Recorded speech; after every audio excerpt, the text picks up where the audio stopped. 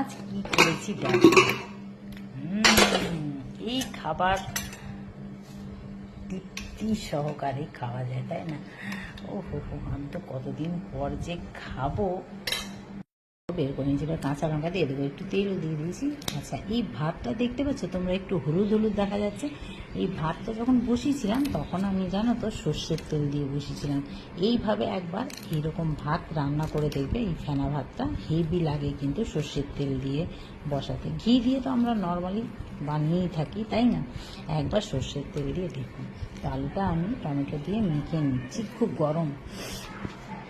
চলো মেখে নিলাম। আর এতে ঘি দেবো না, কারণ ওই সর্ষের তেল দিয়েছি যেহেতু, হেভি লাগে ওটা। আমি এই জন্য আর ঘিটা ব্যবহার করছি না। হেভি হেভি, ট্রাই করে দেখতে পারো। যা গরম, কিচ্ছু চাই না।